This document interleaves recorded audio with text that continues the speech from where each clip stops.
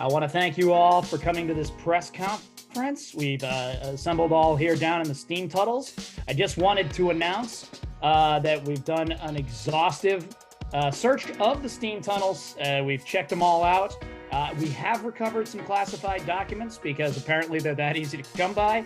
But we have turned them over to the proper authorities and made sure that a damage assessment can be done. So I just wanted to put all of you at ease. No, it's cool. I unclassified them. It's good.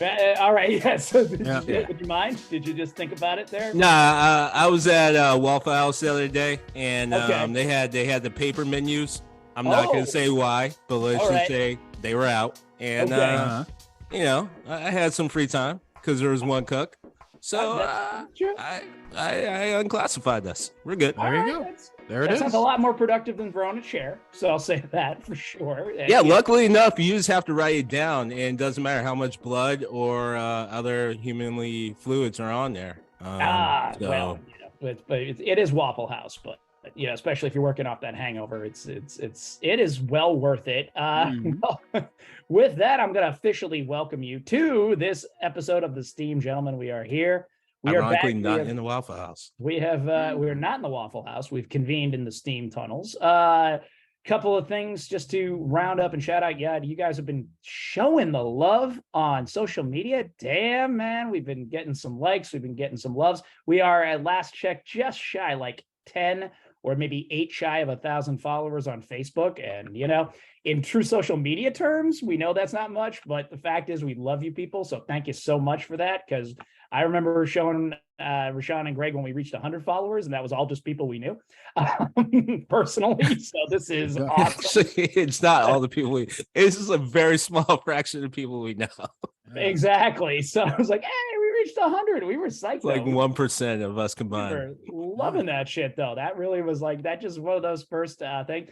We absolutely, like half your family. The downloads the past couple of days, you guys are listening. We thank you so much. We appreciate you taking a little time out of your day. We know time is the one commodity that you can never get back. So we appreciate you spending some of your time with us. We rocketed past 3,000 downloads. Like we were at, you know, at 2,900, and then it was just kaboom. Just all right. Now we're at 3,200.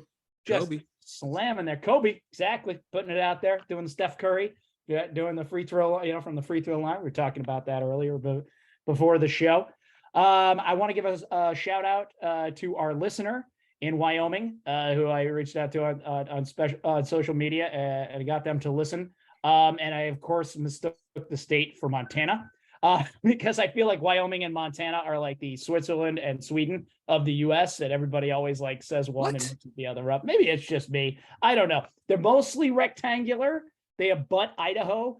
And secretly housing Nazis. Yeah. And well, in Montana has it's a sort of like tumor growing off it, going up into the Idaho section, whereas Wyoming is thoroughly rectangular. So sorry about that, of course, but we thank you. We're trying to reach all 50 states. Is it scary when you're at the front of the train going off the rails, or is it just more simple? No, it's invigorating. It's all good that way. But fair enough. You know, also on the shout out though, I've got a nephew out in Wyoming who's going to school, and he's having a blast out there. Really likes it out in Big Sky country. And also a happy birthday to my other nephew who's out of state for school, Andrew. Big fan of the show. He's the one who cooked the racist brownie, though. So don't forget Andrew. Yay. Andrew made the racist brownie for Thanksgiving. So yay, Andrew!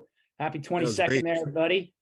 He like his uncle. Takes after his uncle, and he's got a Canadian girl. So, you know, because smart kid. Smart. He's out in Ohio State. You know, we're going, we're doing that. But we are back here. Let me introduce you to the other part of the triumvirate of geek. Let's start with, of course, the three of clubs. You were hearing from him before. How you doing today, RaShaun Smith? What it do? How do you do? I'm happy to be with all you, but also like the parrot, an individual we were just speaking of, Eddie Murphy, and I want to point out to you, if you just watched Rocky, the last thing you need to do is walk up to a significantly bigger individual, especially if they're not sharing the same race of you, and say, yeah, I can take you on. I don't care how much you think you got in the tank. You ain't got that much. So I want you to keep listening to us, which means I need you alive. So, if you watch Rocky in the near future, remember it was just a movie. That's true. Beat up some frozen meat or chase a chicken. There's a lot of steps you need to do before you launch the improbable matchup of which you saw on the film and made you think that that's gonna happen, because that's not gonna happen. That's not going to happen. That's true. You gotta think it through. Think it through. It's a lot harder to do in real life than it is watching it in the movies. So much harder. There's more of a chance of Tom Cruise actually not only flying in that 14 Tomcat, but pulling off the moves he does in the movie than there is of someone watching Rocky and doing what I just said and coming out on the winning end of that, unless you're a fighter. I think that's yeah. All right. Ain't White looking at his wife. One way or the other, you need to make sure you're in a good spot. All right. Throw hands. Sound advice. I'm glad to hear that. Because Jesus isn't with you. 3 of clubs is coming in with sound advice. Jesus ain't with you. Jesus ain't with you. Jesus ain't with you out. Right, Jesus is not taking the wheel. He's always on time. He checked out of this conversation a while ago and said, I may love you, but your ass is on your own. Okay? Yeah, you're on your own. That's how that's working. But there we hear from from our other part of this wonderful triumvirate here of our own Pompey himself, Gregory, the Star Child. How are you doing today? I feel good. I'm ready to talk about sports. It was a good sports weekend for me. The Celtics won. Manchester United beat the dreaded Manchester City in the Manchester Derby. Really excited.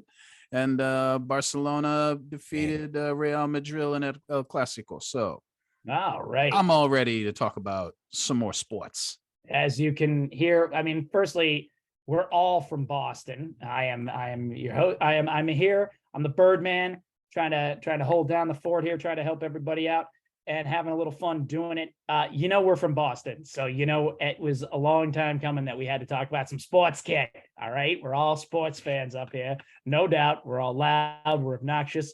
RaShaun somehow managed to hold on to all of his most of his previous allegiances from when he moved to the state as a young lad. But the Lakers and the Dodgers, but just the Lakers, kid. Still love my Red Sox. I've the Lakers, yeah. You got on. You're okay by me because of the Sox fan, kid. But the Lakers, Sox, baby.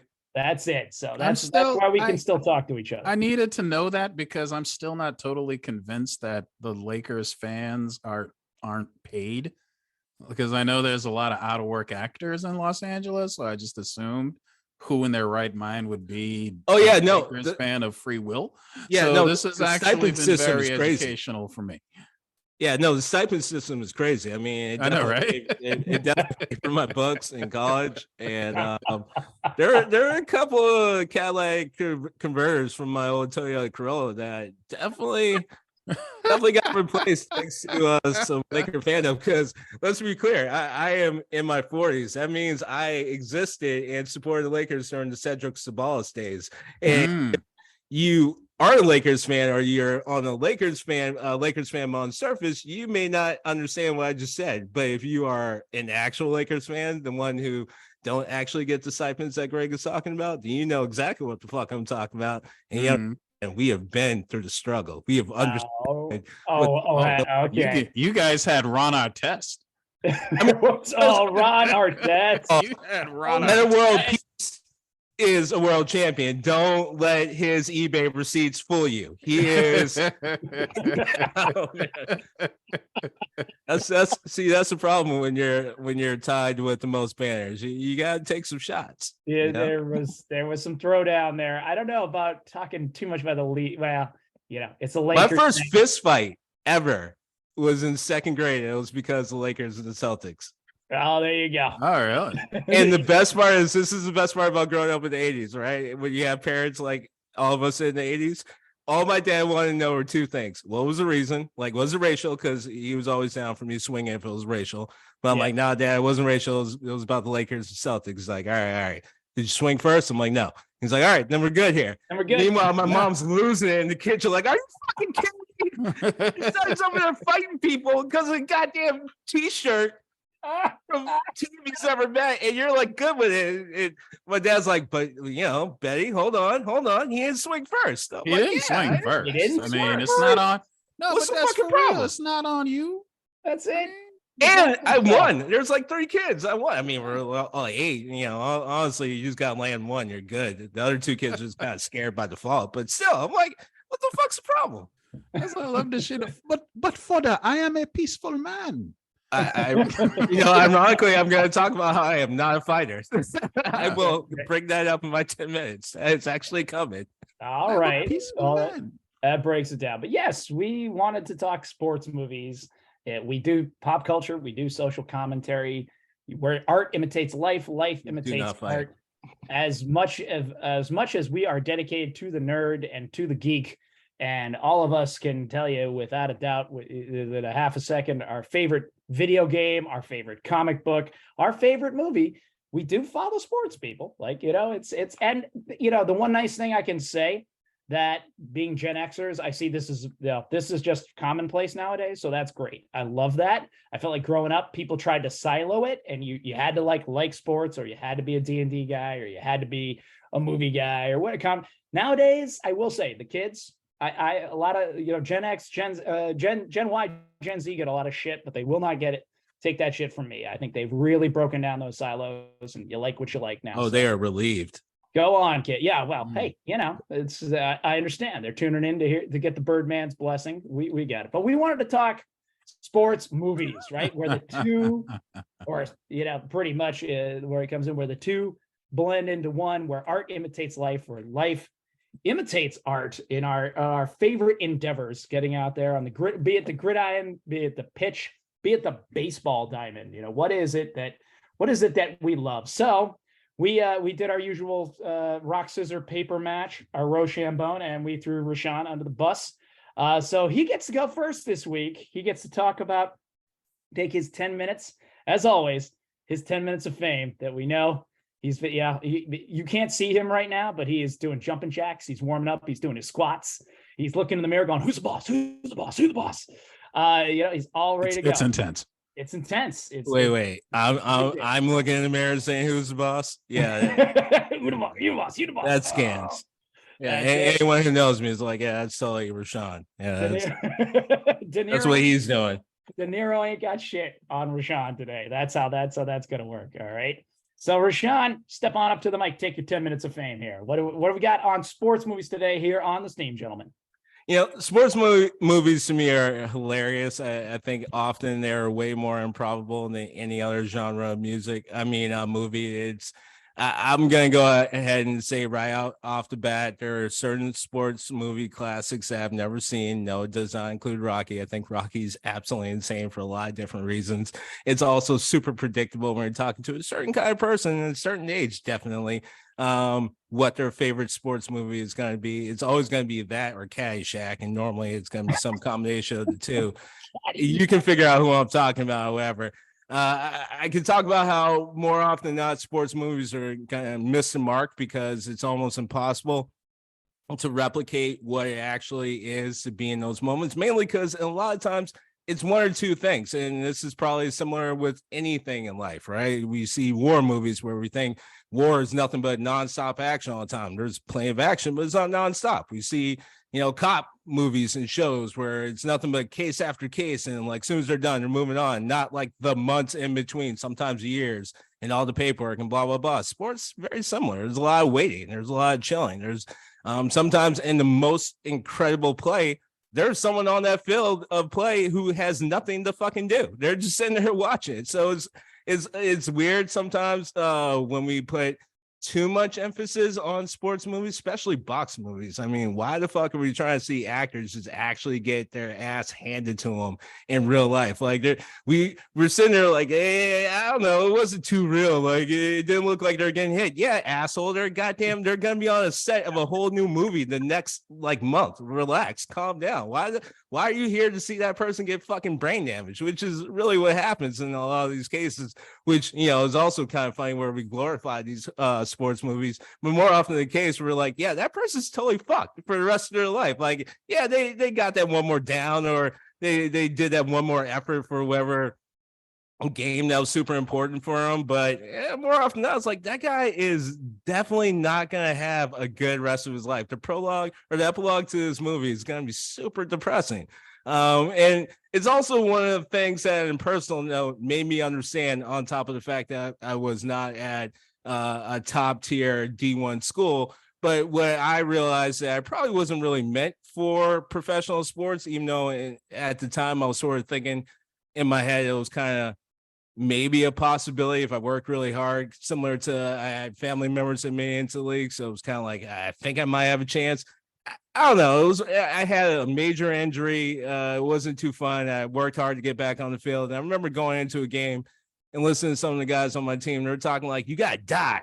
You got to die be ready to die to win this game. And I'm saying, like, why the fuck are you saying that? We're 19 years old and we're playing for a D1A school, and we're playing actually a D2 school right now. So are we really about that? But then I started thinking of the movies that we watched growing up, and some of like just college football movies, which are absolutely insane. I mean, not even college football movies, high school college football movies. They're just out of control when we were growing up. I would love to talk about some of the movies that came out in the 70s. I'm not. I could talk about some of the remakes that have happened. I'm not, because frankly, they're not good. You can look them up yourself. But what killed me was growing up, there was one movie that was so fucking out of control. Now, to be fair, this was towards the end of when these high school, actually, no, it was one of the first ones. It was so out of control, they had to take it out of the movie theaters and literally change the scene and then put it back in the movie theaters because too many high school kids were just going out and replicating the scene. And you may think it was something crazy that happened in the middle of the actual game of the sport of the movie it was about. Not even fucking close. It was about a football team and about football players, and the quarterback decided that to show his toughness and his I don't care attitude. Actually, this was college. Sorry, not high school. My bad. He was willing to lay in the middle of the road of a major like 2-lane highway to show that he don't flinch. Yeah, you guess what? You know who else doesn't fucking flinch? Like 1% of teenagers out there who fucking saw that shit and tried it. And yeah, a couple of kids got fucking smacked by cars. And I don't mean to say it lightly because some of them didn't live. But yeah, that was how fucking out of control. We had literally something called Varsity Blues that came out. Go ahead and check that shit out. That was out of control too for a lot of different reasons. But it was out of control. A lot of people think like, oh, because it launched Friday Night Lights. It didn't. The book did. But a lot of people connected to because it's about Texas Friday Night Lights football, which is a real thing. It's pretty fucking cool. It actually happens throughout most of the country, just not New England, because New England's not about that life, and I don't have time to talk about it, but it's part of the reason why you rarely see good football players coming from out of New England. But the point being is like Varsity Blues is out of control, but part of the reason why it was so out of control wasn't the outlandish things that they did. It was the fact that we all resonated with it. Like, yeah, that's something that's totally going to happen. I did say I was going to leave out the shit that happened in the 70s. I'm not going to talk about it. But Dazed and Confused, here's the funny part. My high school coach was literally that coach. My high school coach literally had moments where he did the exact same thing. And we had assistant coaches that acted like those assistant coaches. I guarantee you, none of them fucking saw that movie. That was just actually how high school football coaches were fucking bred. I don't know if they went to school or something. I don't know if it was like some criteria for their degree to fucking graduate with it. I don't know if like high schools needed to see like what level of fucking 70s era high school coach are you? Do you have the high water shorts that are fucking hugging your nuts? Check. Do you have the fucking hat that has zero bend in the brim of your fucking baseball cap? Check. Are you wearing a polo shirt? Check. Yeah, you're hired. Fucking why are we talking? Get out there. Fucking abuse some kids. So I could keep going on this, obviously, because I got experiences. As you can tell, I can be a very hyper kid, and my parents barely let me live. Barely. Look, my dad already had 4 kids, so he had spares to fucking go. My mom was an educator who barely could handle my brother. So by the time I came along, she was so goddamn tired. I got away with so much shit that literally it was because she was like, I have 2 choices. I'm going to kill him or let him fucking live and try to figure this out. So sports was a natural progression for me. Played a lot of sports. Wasn't that good. but I still played whatever. Plus, I can also focus on the stereotypes that come with sports that also kind of suck. I did talk about one stereotype. That is to keep you people alive. If you see someone demonstrably bigger than you, I don't give a shit what movie you saw, you ain't going to beat them. That's not how movies, that's how movies work. That's not how real life works. Real fights are fucking ugly. They do not work the way you think they're going to work. And most likely, if the person is the person you think is going to kick your ass, they're going to kick your ass. So with that said, let's talk about some of the movies I fucking love or I'm weird about. And because I'm just weird anyway, so I'm just going to keep going. So whatever. So like weird. Major League. I will always cry at the end of Major League. That movie is hilarious. I love that movie so much. Everyone talks about Field of Dreams. Everyone talks about Bull Durham. That's all well and cool. That's fine. But Major League will literally make me cry at the end. 6 Man also makes me cry. It's weird, but I've talked about my brother a bunch of times. You can tell I really care and love my brother so much. He doesn't always feel the same way about me, like 90% of the time. That's all right. So anything talking about losing a brother or sibling, I'm fucking done with. I already talked about the best villain maybe in all of sports movie history, and I'm going to go ahead and say top 100 villain of all time, Shooter McGavin. Literally was a perfect fucking foil. He literally, like, wherever his character was supposed to be, he nailed it at every fucking scene. He ate every goddamn scene he could ever fucking come across. I also talk about like great moments in the cinema that I saw in sports movies, because weirdly enough, I don't always love sports movies. I end up having to watch them sometimes because of dates. Like I think it was A Hard Way because of a date. Shout out to Michael B. Jordan. I fucking forgot that he was in there. And shout out to Baby G. He didn't have to die. Shout out to Baby G. But anyway, so a great moment was I saw Any Given Sunday in the cinema. That was awesome. It was also because it was like the perfect movie for the cinema I saw it in. It was predominantly black cinema. Let me go ahead and say all the stereotypes were going through in that moment because no one was trying to fucking actually just watch a movie. Everyone was talking, but they knew exactly how to fucking work with that crowd because they used that soundtrack in a way to calm people down like a fucking expert teacher with an unruly class. It was so awesome that it created so many moments that people were singing along with the songs. It was so fun, awesome. Which is weird because I'm not down for that. Actually, if you go to the movies with me, you understand, I'm Mr. Rule Follower. I don't want to see your fucking light on the phone. I don't want to see you whisper. Matter of fact, if you're with me and you're whispering a joke to me, I might look at you cross-eyed like, yo, shut the fuck up. Josh knows this. Greg knows this because they've both been to the movies with me. But in one time in particular, sometimes you're watching something that does get you a little fired up, which I guess is the magic of sports movies. So I was sitting there ready to fight these fucking assholes in a predominantly white movie theater when me, Josh, and another one of our friends were watching Creed. And the funny part is, the ironic part about this whole thing is I may be one of the biggest people of the crew, especially in this situation. I'm the least likely or able to fight of the three that I just said. Don't get it fooled. Birdman's actually a trained boxer. He may look like the dad, and he is the dad, but he'll fucking hit you up with a 2-piece and a biscuit before you even know it. The man can move. I've actually seen him in a fight, an actual boxing match. And the guy that we were talking about, our friend, that was his fucking trainer. He hit you even faster and way harder. He's one of them slim, strong dudes that will literally tap your ass out before you even knew it happened. Which, of course, we're watching Creed, so it's in there like, yeah, I guess this is part of the whole thing. I don't know, man. Yeah. Sports movies, I can keep going, but I just figured not have a point today, not try to fake the funk, and just can I just sit here and rap with you, sport? I do sport. Sport. Sport. I just want to rap with you, sport.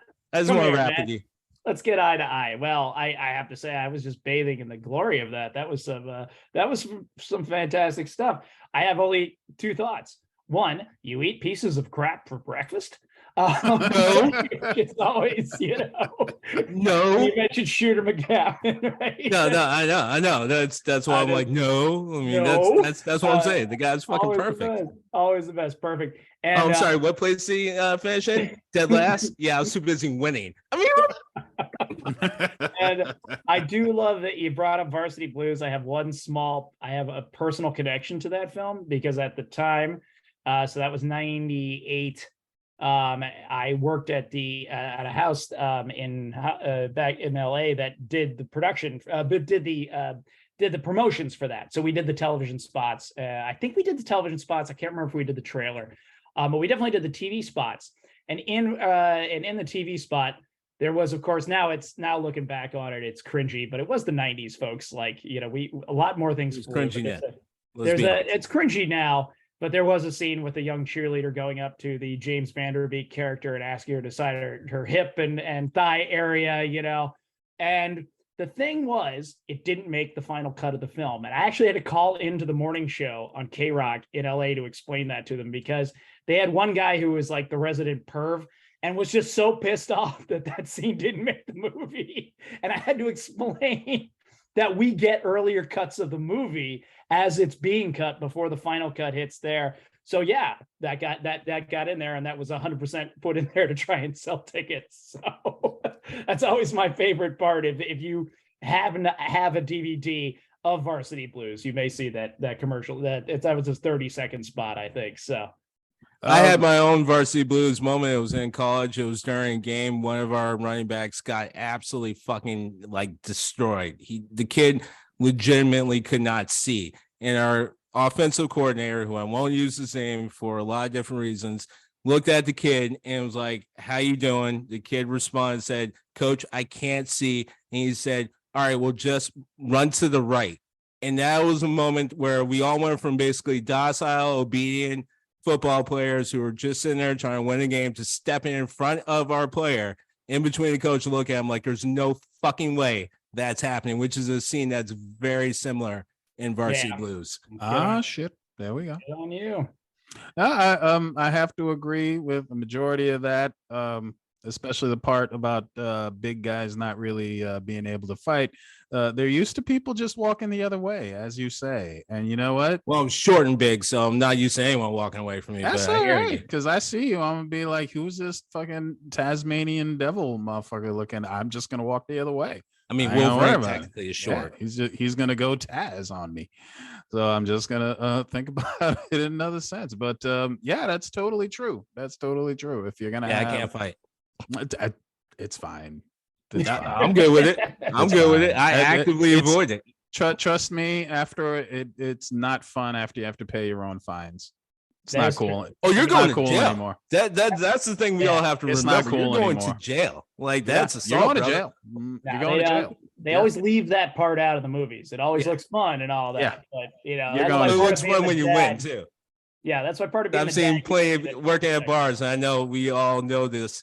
You've seen enough if you work at bars to know when you don't win, it's not that pretty. No, it's not a good deal. You got people calling for people. Mm-hmm. Got people getting their ass whooped and getting up and then getting mad at their friends. Like, where were you? They're like, yeah, I was watching that. I was watching that. Yeah. I was pointing my ass. I'm not gonna get my ass kicked too. Why both of us got ass kicked? What are you doing? What are you talking about? You got I told you to back up. Why does this have to be a thing? Why? All right. This was let's turn over to the Star Child. Actually, it was this particular episode was his brainchild. So Greg, why don't you give us your 10 minutes here on sports movies? Sports. I have a special place in my heart for sports movies. My first sports movie, and I'm not kidding, my first sports movie was Rocky. Like, it really was. Like, it was my first sports movie. But you know what? Rocky was gritty. If you're gonna really hit sports movies, it's got to have that cheese, y'all. It's got to have the cheese. You need it. All right. If it's not cheesy, like, we all want that fucking, the motivational speech. We want to know if the outsider is finally going to make it. We want to know if, it's like, fine, he can get the girl, but we want to know if he's going to make that big play. And there's a million amazing speeches, and you can just, even, Kurt Russell did one. Like, everybody's Gene Hackman's done a legendary one. Like, all of them, they've done amazing like speeches. But I'm going to say there are two on either end of the spectrum. There are two quintessential sports movies. Okay. On one end, you've got Rudy. Yeah. It doesn't get better than Rudy. Because Rudy, not only does it, didn't play the whole movie. It was pretty impressive that they were able to make a sports movie about a kid who ain't gonna play the entire film. It's all about him not being the ideal for the sport, except in the fact that he has the will. Like, the kid just had the grit, and it's based on a true story. I think his name was Rudy Rudiger. Not kidding. That's it. His name was That's it. Rudy, right? Rudy Rudiger. At least Rudy was his nickname. Rudiger was definitely his last name. I'm Definitely not sure his last name. Yeah. his first given name was, but yes, there you go. And the movie had a very young Jon Favreau in it, and it had Charles S. Dutton, who gives the awesome speech in it. And you're watching this whole Shout out movie. to our last episode. What's that? No, yeah. Said shout out to our last episode. Yeah, Charles S. Dutton. And he gives the speech, and honestly, it keeps you going because thank God for him, because you're just watching this kid struggle all through this movie. And that's exactly what this is about. Whether you're actually struggling on the field because you made it onto the team, or whether you're struggling just to get into the school and then to be on the team, like he had to go so many steps further than anybody else had to, that they had all of their whatever talent privilege, and he had to just like grind and grit his way to get onto the team. Now, I'm not going to give away the ending, but I am going to say that that's the part that's supposed to be really inspiring or fucking depressing. Fucking depressing. This could go either way. It really does depend on your interpretation of the film. My second quintessential sports movie, without a doubt, hands down, no question about it, on the other end of the spectrum, is Rocky IV. This movie, to a degree, absolutely takes the cake for it's almost a parody. It is almost a parody of sports films, because I'm watching this thing, and it was one of the many times that I've watched a movie with my wife where she had to poke me about halfway through, and she would be like, "Is this a real movie?" Like, yes. Yeah, it's not a comedy, it's not a parody. Like, this is a real movie. Like, they went with this intentionally, and it was like all of the montages and the music, and just all of the moments and one-liners, and just shouting back and forth at each other, and James Brown. Like, this movie had it all. And I'm not kidding. If you haven't seen Rocky IV, you need to go and see Rocky IV. If I'm not kidding when I say they solve world peace. Yes. Yeah, they bring about world peace. And I don't give a shit who you were. Whenever you did anything after watching Rocky IV, you could have been making noodles, you could have been raking, you heard Hearts on Fire in your head. All right. I don't give a shit what you were doing. You were I hear living in America. That's all. I showering, and you in your head you heard Hearts on Fire. All right. Nope. I couldn't even tell you that if I tried. Yeah, but it was worth it. But those are quintessential ones. But I don't know how much time I have, but I'm just gonna run down some of my actual favorites. Like, that was my I don't know. It's true. Those are the quintessential ones, but these are the ones that are actually my favorites. And I'm going to recommend each and every one of these. There's an older, I think it was an HBO movie. It was called Soul of the Game. And to my knowledge, it's like the only real movie about the Negro League that has come out. I'm pretty sure it's the only real movie about the Negro League. And it's Delroy Lindo, Blair Underwood, Michael T. Williamson, just a really great cast, and a really good movie. It's short. It's not a really long movie. Obviously, with this topic, they're not going to be able to get into everything, but they definitely get into segregation in sports, racism, baseball, everything, all of the social issues that were happening. They really do their best to cover it. And it's got some heartbreaking moments. It's not an easy story to tell, but I think they do their best. Could they have done better? Absolutely. I mean, I've been waiting for a long time. I think the movie came out in 1996. And so it's been a long time. It'd be nice if somebody, finally gave this topic a really big budget. But since that's probably not going to happen, Soul of the Game, really worth seeing. I'm going to jump. You know what? I loved A League of Their Own. I loved it. I loved A League of Their Own. I thought that was a brilliant movie, apart from being painfully honest in some parts. I don't think it really gets, because looking back at things, people have different criticisms, but at the time, it really does show what a tough spot these women were in at that time, and they really do a good job of showing how it really wasn't respected. Like they had to grit it out and grind it out to get the respect, to keep it alive for as long as they possibly could. And they get into that part, they get into the business angle. And I mean, you could almost say it's the typical, position a woman usually finds herself in. She has to do everything a man can do better and in a skirt. So it absolutely brings out. There is a TV show out right now, which I did like. I wasn't crazy about it, but it does bring in even more dimension into the story, things that they kind of touch on in the movie. But again, it's a movie. It was by Penny Marshall, starred Gina Davis, very, very drunk Tom Hanks, Rosie O'Donnell, Madonna, a bunch of people were in it, and highly, highly recommend it. One of my favorites. And again, another true story. I think most of the ones I like that much are true stories. I'm not sure, but you must see Cool Runnings. Oh shit. You must see Cool Runnings. Again, you know what? It checks off all the boxes for cheese. Absolutely does. It checks off all of the boxes for cheese, but I'm inspired and I want a red stripe. I just love it. I just absolutely loved it. It's with the late John Candy. Rip. Dougie Doug was in it. Leon was in it. Again, it's like a bunch of people. Absolutely check it out. It's about a Jamaican bobsled team, and you may or may not know this, but Jamaica's not known for skiing.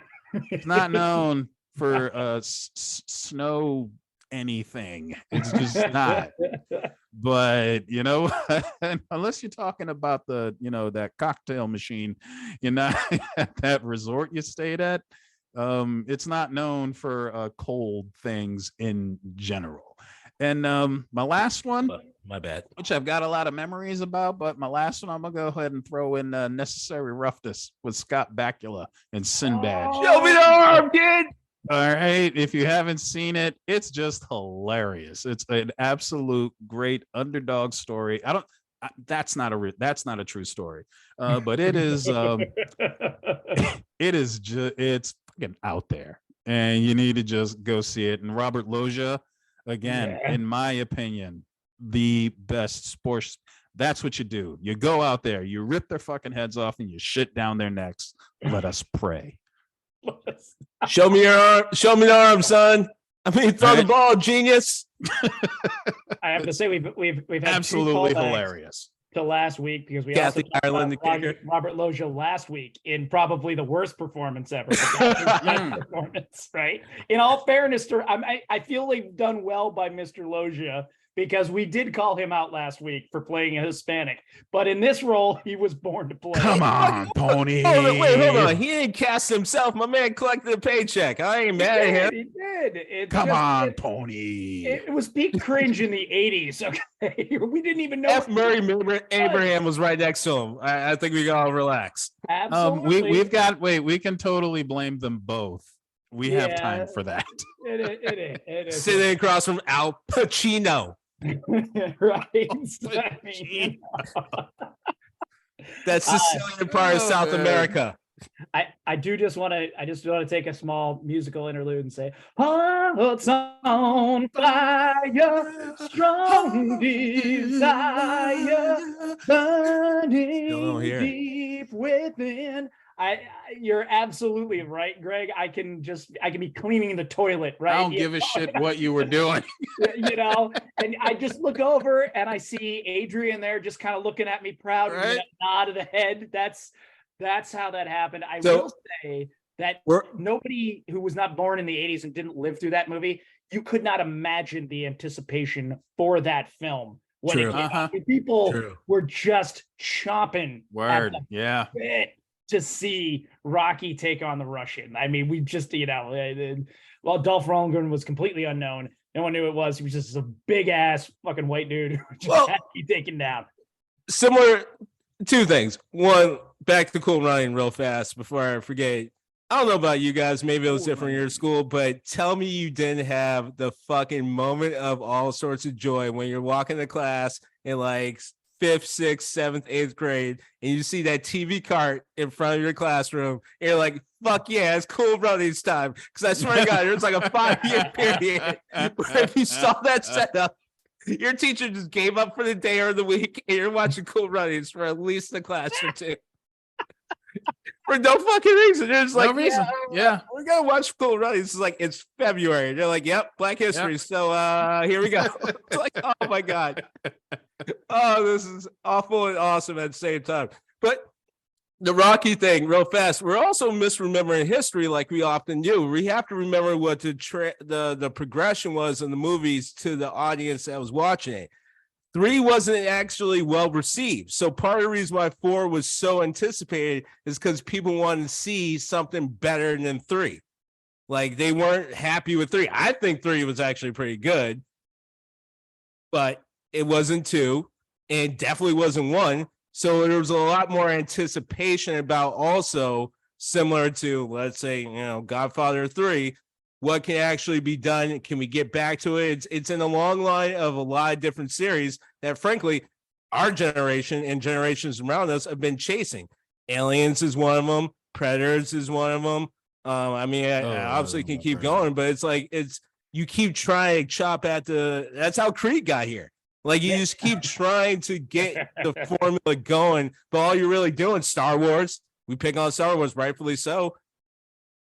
We're squeezing the teat of that cash cow is what's happening. We're like, get one more nickel out of that. Come on. I know it's up in that. Point out, like that was part of the anticipation. Was a lot of people were just waiting to see is it going to be better than 3? And then to Greg's excellent point, the magistry of that movie production. I mean, Yeah, it was literally it was like a DeLorean. Like they just literally came to the design table like, what if we did everything? Yes. Yeah, because I don't care. The reason I'm not totally agreeing with your point about Rocky 3 is because 1, you don't care if that's the only Rocky movie you've seen, then you have made the right choice. Secondly, it's not like you need setup. It's not like right? I'm not talking you know about what I mean? It's not like you got to make sure you see the prequel, because this is like, nah, man, just write it out. There's a robot. Okay, I'm literally talking about this the 70-year-old white guy robot talking about his favorite movie in life is Rocky, and you start talking about why, you're gonna understand why he's been let down for 3, 4, 5 straight movies. There you go. By the time we got to Tommy Gunn, he was probably like, I'm not watching the shit. I'm not watching. Well, I mean, right? Tommy took on his own version of the guy that he was a real boxer, but even he just turns out Tommy Gunn good fight. Yeah, he was really good. He was good. He was good. Tommy Gunn? Yeah, he was all right. He was all right. No, he wasn't. No. He could fight. Josh, you've been in the ring. There's people that won't allow you to say that. We whoop my ass, so I'll go with that. Okay, so a guy, a professional fighter, can whip your ass. Okay. Yeah.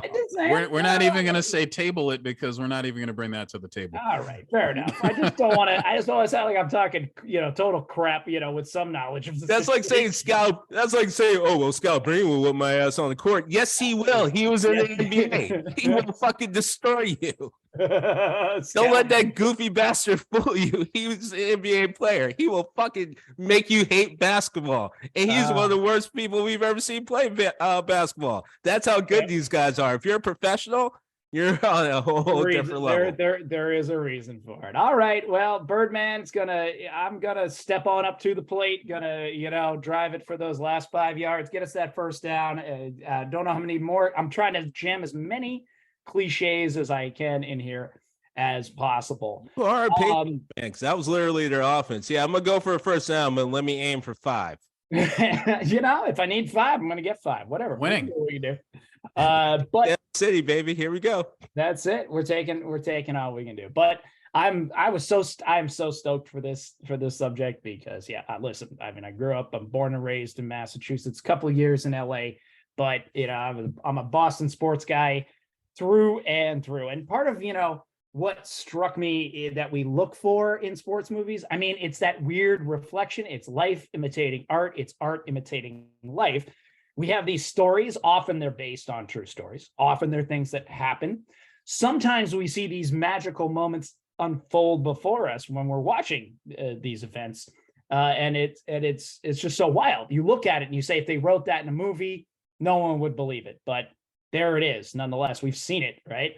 I remember sitting in my living room and the score was 27-3. And it was down there in Atlanta. And you didn't think there was any way that any team was coming back from that. But sure enough, nonetheless, it was going to happen that night. And I almost walked out of the room in disgust. And my wife said, absolutely not. You're sitting here, you're finishing this damn game. Because I was head in hand. But sure enough, there was that miracle comeback. It happened. There's no denying it. Yeah, Rashaun, like I can see the vein in his head. He's like, oh, you do it to me, just to be fair. But I just have to say, hand to God and both my parents above, I turned to one of my really good friends who I was watching the game with, who's a diehard Patriot fan, feeling exactly how you were feeling. I looked at him going to halftime, said Patriots win this game, and I explained how, and literally exactly it happened. Not because I'm a fortune teller, not because I'm actually really good at understanding football. It was actually just one of those things where you're paying attention to football, you understand where the better team is, and you saw how Atlanta finished at halftime. It wasn't hard to predict.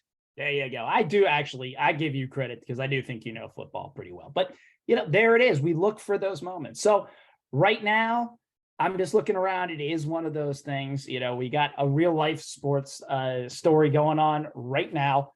Terrifying as it happened with Damar Hamlin on the Buffalo Bills. Now, I always screw up on his name. I actually just looked at it to make sure I said it right because he almost sounds it's Damar, and I always want to say Duron Harmon, who used to play for the Pats. So I always am like screwing that up. But thank God he's okay. And there's a lot of things that we can talk about and unpack with the NFL. I am a big football fan.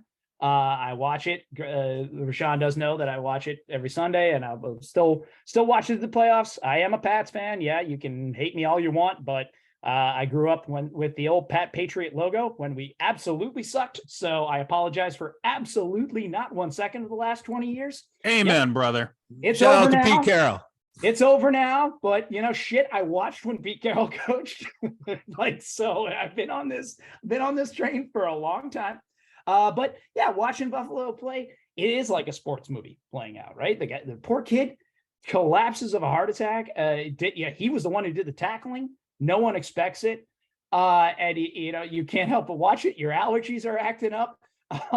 The team, I will say, when they crushed my Pats coming out, I was the guy trying to tell everybody. Some people are like, well, maybe they'll come out flat. Maybe they won't be playing too hard that week. I'm like, in what fucking world are you imagining that this is going to happen? All right. They are literally out there winning one for the Gipper. If I can reference that old Ronald Reagan film of nothing else. Okay. And Robert Loggia in Necessary Roughness, because the other coach second Notre Dame drop. Damn. Right. Exactly. They were 110% out there winning it for their teammate, which is the corniest, sappiest stuff of football lore. And yeah, the Pats right now are not the team to beat. But the fact is, look, it's football. It's any given Sunday. You have to play. But there you are. You're watching a real life sports movie unfold right before your eyes, right? That these guys are out there. They're playing for each other. They remember what happened to their teammate. It was devastating. They're talking to him apparently on Zoom beforehand. Devin Knox gets the touchdown, looks in the camera and gives the I love you. And I guess he tweeted out, I love you too, man. I mean, my allergies were acting up, and I'm not even a Buffalo fan. Okay. I'm sitting there looking at Josh Allen, just gritting my teeth in the entire time. But that is what those moments we live for. So I'm going to take you back to my other sports team, my other passion that I grew up around here watching, that being in here, being that I am a Boston kid through and through, that I got when I was about 5 years old. I was taken to my first baseball game ever which was in fact a 1-game playoff between the Boston Red Sox and the New York fucking Yankees, where a man named Bucky fucking Dent crushed our dreams with 1 home run. That was, my first memories of watching our very own beloved Red Sox. And I watched them year after year just get punched in the face or come close.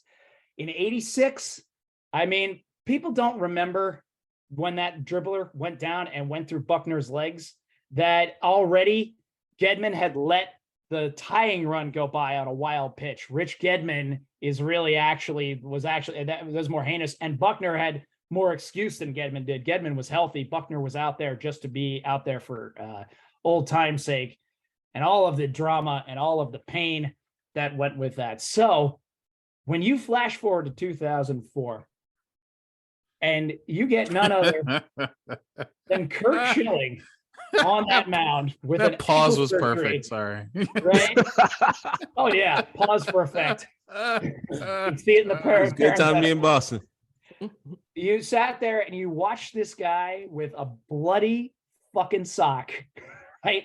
Just like, again, art imitating life, life imitating art. Just like a little movie with one Robert Redford known as The Natural. Now, for those of you who haven't seen The Natural, it's wrapping up a lot of baseball legends, including it's a little Babe Ruth. It's got a lot of other things. Roy Hobbs.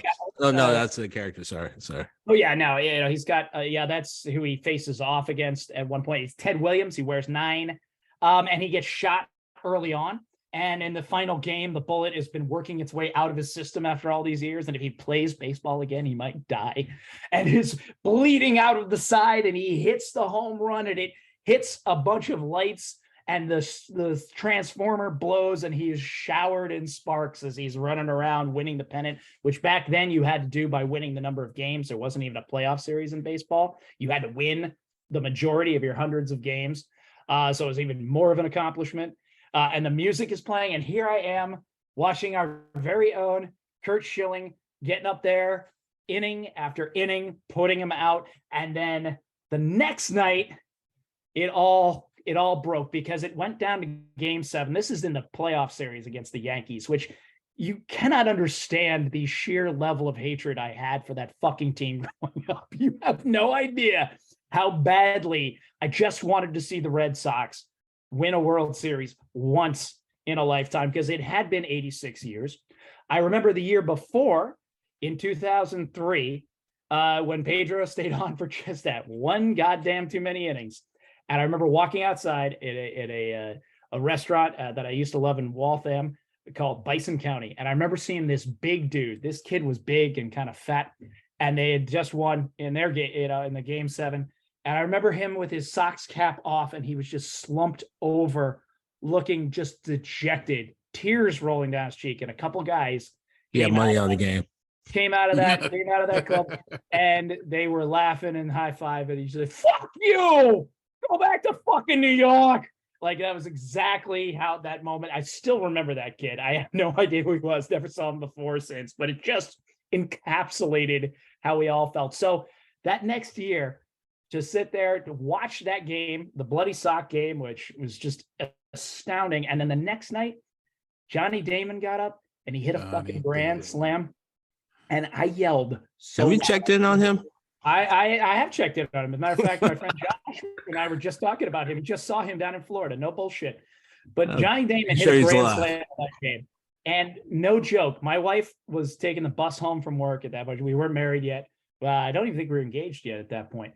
And we lived in a small apartment in Watertown. And she was walking back, and she was getting off the bus. I yelled so loud, like all of the tension, all of it just coming out of me all at once as I stood up in front of the TV and just screamed a true barbaric yelp from the treetops of the world, because I knew we were going to fucking win. I'm like, it's finally going to fucking happen, just like in a sports movie. So that's what we look for. That's why we go back to it. It is a trope. It is completely cliched. It's completely overdone.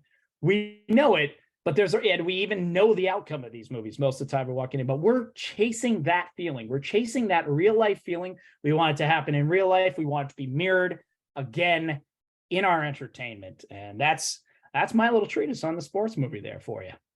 Funny enough, my wife, then girlfriend, was across the street from the bar I was. I didn't know she was, and I only found out because when I went outside to celebrate with everyone else when the World Series was won. Actually, it wasn't the World Series; it was the ALCS. Right. I look across the street and I see this person talking hella shit, standing in the middle of the street, drunk as hell, barefoot, and I'm like, "Oh, what's up, Sarah?" She was giving me a head nod, just kept going. I'm like, yeah, all right. Some shit is going down. I'll see you later. I mean, yeah, I completely agree. I'd say this World Cup was that for me. You know, Argentina was not favored, but you know, Messi on his final World Cup, you know, the one thing that he needed under his cap to be the absolute greatest was a World Cup championship. And he brought that together in his absolute last World Cup. He made Ronaldo cry, which is also just always worth the price of admission. Yeah, it can absolutely be that way sometimes. The greatest, they just put Pele in the ground. Well, I mean, Pele is kind of up there with like your you know, Bill Russell's, you know, like they accomplished something that was so massive, you know, it's doubtful anyone will ever touch it. But as far as anyone that could raise it up after, yeah, it would have to be him, or of course Diego Maradona. Oh, Maradona over Ronaldo, huh? Definitely Ronaldo. Definitely over Ronaldo. It's a question of whether or not he's still over Messi. Okay. Well, Greg, you can tell where we all fall. That Sean and I follow football. I follow baseball. I do follow some hockey now because of my son. Greg does basketball and soccer. Definitely, I'd say are the safe ones there. Though checks in on football with the Pats. He knows what's that. No, I definitely watch. Why are you making it seem like I just follow football? See, this is why growing up, when people looked at me and be like looking at me with some stereotypes and be like, "Oh, you must be a football player." I'm like, "No, I fucking play tennis." This is why. Because you can't fucking escape it when you're rocking with certain stereotypes, which is also the hard part with some of these movies, and part of the reason why I fucking hate Rocky and Rudy, because here you are, you spend most of your life getting nailed all these different stereotypes, normally about some sort of physical aesthetic or ability that's just given to you. Like, people don't even care if you work hard. They just look at you like, oh, well, genetics or whatever. Like, even fucking video games. I'm playing Skyrim, and there's literally a race that's the only black race, and they're like, you're gifted in fighting. It's like, what the fuck is that? Like, so you spend all this time having these stereotypes applied to you, which, by the way, doesn't feel good when you can't actually land those stereotypes. I suck at basketball. I can't dance. So you can imagine where I'm landing as being short and black. So I'm barely existing in certain circles. Well, you need to learn. You need to. Oh, all right. Well, one, you need to learn how to dance. But two, you know what I mean? It's not too late. There was a part in the early 90s. It's not too late. When the original Running Man was around, and we're talking about the days of the first house party, I could hold my own, but unfortunately, that world passed. But the point being is, like, you spend your whole time having that basically penalized against you one way or another, only to have fucking movies come out where the whole premise of the goddamn thing is here you are gonna get beat by mediocrity. That's the problem. That's like, you're not even getting beat by so good. You're gonna be like the worst of the worst. I love how you're saying that, like, you know what I mean? They knew it was just for you. Oh, absolutely. That's what I'm saying. Like, how am I gonna get behind this? Like, they knew. What? No, he's not playing. He's not playing. No, he's not playing. And by the way, they had to put the magical Negro in there. Like, he didn't pull off some magic, but he kind of did with his pep talks and shit like that. They had to put him in there, like, doing that fucking I'm gonna lift you up, little white kid fucking speech moment that happens. Like, I mean, honestly, it was like Bagger Vance before Bagger Vance, but after Bagger Vance. Bagger Vance. Who, Charles S. Dutton? Dude, no. That whole, like, I was like, wasn't magic. In reality, that dude probably said hi to him like 2 or 3 times and shit like that. And Rudy was probably some racist kid from the fucking 60s, like a lot of fucking white kids. Like, get the fuck out of here with that. Okay, hold the fuck up. I'm calling it right here. because Greg, we need a shirt that says "You done went too far, Willie," and we need another shirt that says "Bagger Vance before Bagger Vance, but because of after Bagger Vance." I need those shirts in my life. All right, All right. people need I those shirts. I can't say the Rocky statue in Philly is kind of cool. All right, that's all right. Well, I tell you what, because it's so ridiculous. It's like you got so many goddamn heroes from Philadelphia, and the first statue y'all kicked out was for a fictional fucking character. Holy shit! Just say you hate fucking certain people. But speaking of Philadelphia, I do like that after 42 came out. You remember the Phillies Now like came out and apologized. Oh, all right. After getting called out, good call. Which actually happened, but they were like so embarrassed by it. Embarrassing. All right. They did one step better than Marge Schott after Major League. Good job. There is that. Really? Is that? All right. Marge Schott went back to the double bird, so she didn't give a fuck. We are, but I tell you what, you are looking at a bit of an underdog story right here. You're looking at three guys who want to get into the podcasting game, who want to quit their day jobs and be able to sell dick pills and pre-programmed meals. So you can help this underdog story right now. Is your testosterone low? You can listen to us. You can go to iTunes or Apple Podcasts and rate and review us.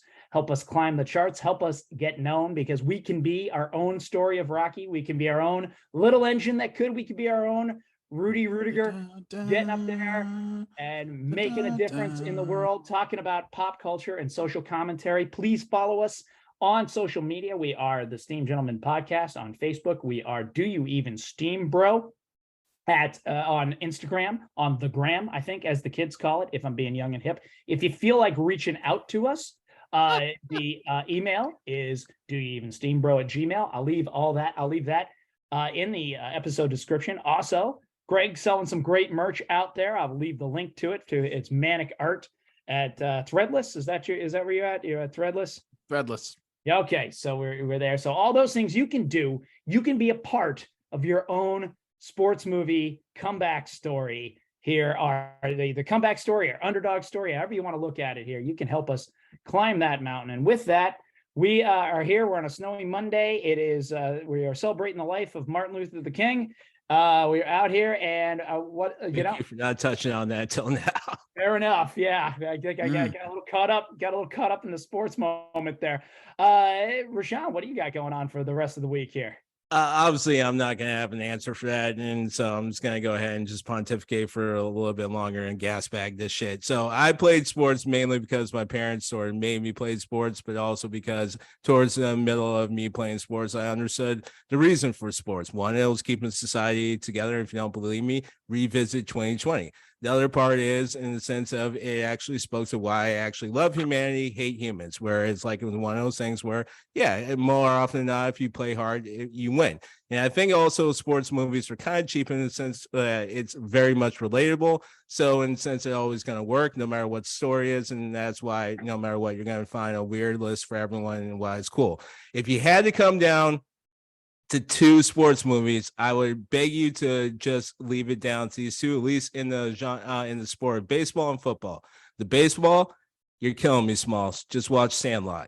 I know I talked about it, and frankly, there are a lot of great sports movies because, like I said, it's kind of a cheap win. And then the second one is, I'll lead you out, Star Child style. It's the sport of kings, better than diamond rings. Football. Oh, I mean, we could dance to that. Wildcats, baby. Yeah. Check it out. Goldie Hawn, no less. Star Child. Wesley Snipes, Woody Harrelson. It was White Man Can't Jump before White Man Can Jump. It was the football version. Other than the fact that the hustling was on both sides, not just kind of. I mean, technically, hustling was on both sides in both movies, but you know what I mean. There's a lot of different people in that movie. It's a fucking great movie. I called him a motherfucker, which I am, and he used to. Just for great lines that came out of that movie. All right, Greg, Star Child, lead us out. Give us some love here. What's going on? Oh, sport. I hope everybody checks out these sports movies, and there's 1,000 more, however many you want to use it. But I do also want to say, when the Patriots won that Super Bowl, I remember saying at halftime, all you have to do is come back and score one extra point than they scored in the first half. Yeah. I was never worried. Just wanted to say. All right. You were the steady one of us. And that actually does reflect that. That's always something that we see here. That is something that reflects. So without a doubt. All Josh, right. Yeah. I know we're trying to get out of here, but it wouldn't be me if I didn't try to pull this off. So I'm going to pull it off anyway. So bringing it back full circle to Mr. Nick Cannon, a sports adjacent movie. So it took place with sports happening, but this person wasn't an actual athlete technically athlete, but I'm losing it. But a sports adjacent movie produced one of the best fucking moments of shit talking ever in this type of genre, which is it was a drum off scene. And Nick Cannon's character was so fucking, I'm talking drumline, people, like for a lot of people who were keeping up, drumline. He fucking pulled off moves so damn hard that he took the dude's drumsticks and fucking played with them. That right there is, in certain circles, that move right there is like the Michael Jordan sort of slam over you, like with the tongue out. Like that move right there, iconic. So I felt like I had to shout it out. All right. Well, we bring are it full circle. We are heading. It's all about full circle. We want to bring that full circle. I might be Nick Cannon's kid. If you're lucky, then ask him to help fund the show. I know. I want to be. I gotta prove time travel first, but I'm willing to bet that fucker pulled it off. It's entirely possible. All right. Well, this is your very own Birdman. We are bringing it down here. We hope you enjoyed our little talk on sports movies here today. I'm just going to remind you to keep your heat up and keep your head of steam on.